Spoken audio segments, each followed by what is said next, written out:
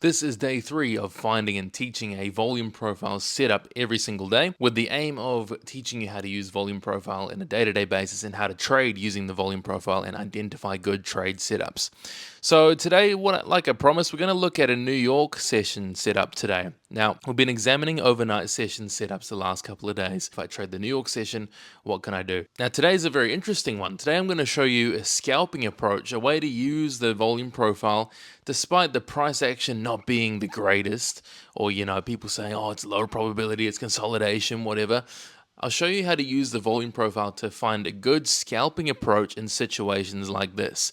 Now, you can see that based on the previous day's value levels. So, of course, the white levels are the previous day, so Monday's value levels, which we reference in Tuesday's trading session, which is over here. And then the orange levels reference the weekly value levels from the previous week. So you can see that for New York's main session today, we actually traded far away from the value levels.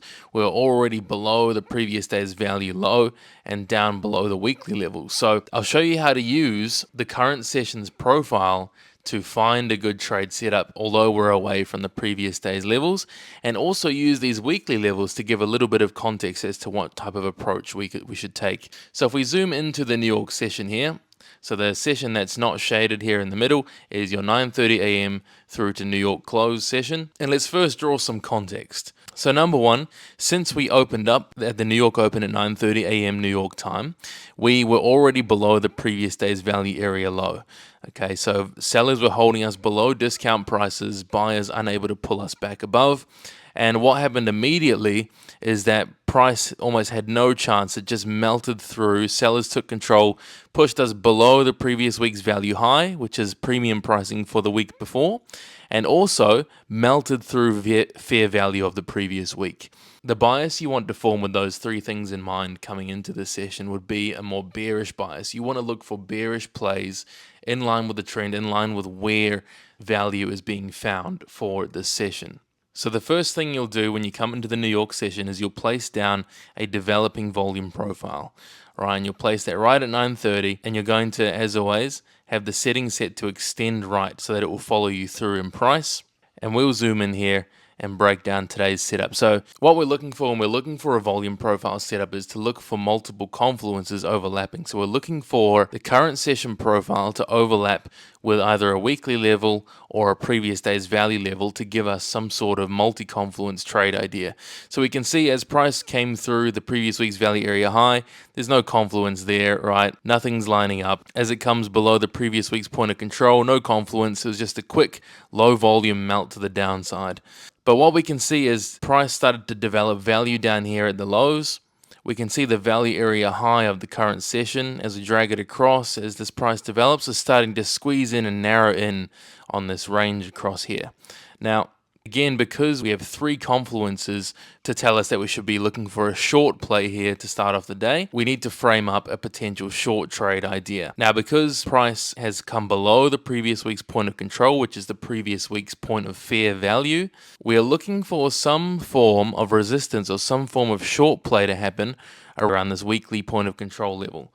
Now, there's one problem. You guys, if you've been following me for a while, know that the point of control is not one of my favorite places to trade.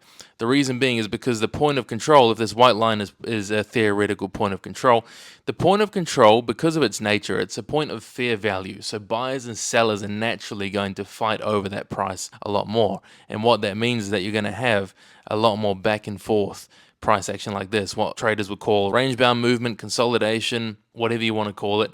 You're going to see a lot of this and a lot of struggle before a true direction is found once one side wins. So typically trying to enter right off point of control, whether that's the previous week's point of control or a previous day's point of control or even a current session point of control, is not always the best position to enter on. You don't want to be entering right on that point of control level.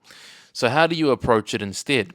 The best approach to trading the point of control in any situation, whether that's the weekly point of control, the daily, or the previous day, is to play the natural range that typically forms around the point of control level. So because we're looking for shorts here, bring price across to the point when price came up to the previous week's point of control level. Now we're looking for shorts. Now what we want to do is have multi-aligned confluences to inform our trade here. We don't want to just be shorting at point of control at some random point.